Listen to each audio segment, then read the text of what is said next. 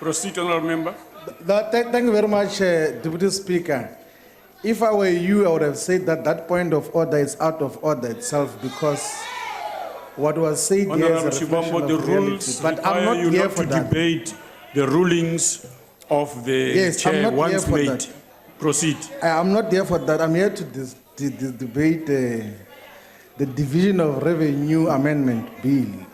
But I think we should have a discussion as Parliament, as the whole of South Africa, around the whole Division of Revenue principles and processes, because the Division of Revenue Amendment Bill basically allocates the money that is available from the National Revenue Fund to the three spheres of government: the national, provincial, and local states. But in terms of how it is now, is that the local state is directly recipient of less than 10% of the National Revenue Fund in terms of the direct allocations. Of course, there is money that is expected to go to the local state through rates and taxes and through conditional grants.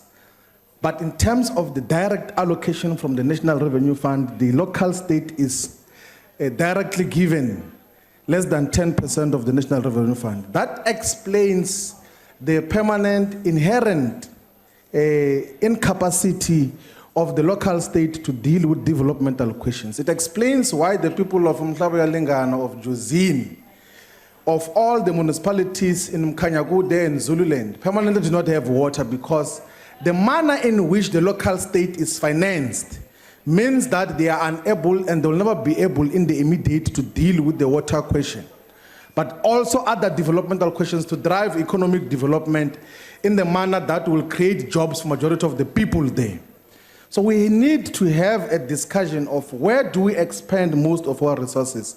Where do we build most capacity? Because if we take most of the money and give to the national sphere of government, what will happen will be the nuclear build program, which might cost us 1 trillion rands, which already has been decided in the current context that is going to be given to a Russian mafia linked with the criminal syndicate controlled by the Gupta family, and which is going to take over the ANC very soon.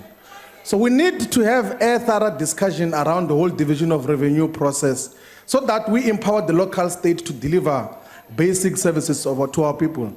And it's more important because local government is a core phase of delivery of services to our people. Instead of giving money to the local, to the national level, let us at least agree in principle that at least a third of the National Revenue Fund must be directly given to the local state to deliver basic services and goods, and also activate economic activities. The local state now cannot implement industrial policy, cannot initiate it, because in majority of instances, municipalities utilize between 50 and 80% of the money that they receive directly on salaries, on administration, on things that do not have a direct impact on the people.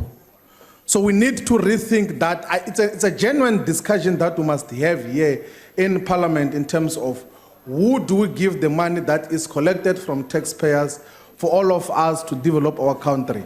In the manner it is now, we're going to reproduce the apartheid, spatial inequalities, we're going to reproduce the poverty that defined the black majority for a very long time under apartheid. It continues to do so now. It's a necessary discussion that must have, and the EFF will give you free education and advice on how we will deal with it much more appropriately. Thank you very much. We don't agree with the division of revenue as proposed, because it doesn't deal with the principal questions. Thank you. Honorable Slengwa.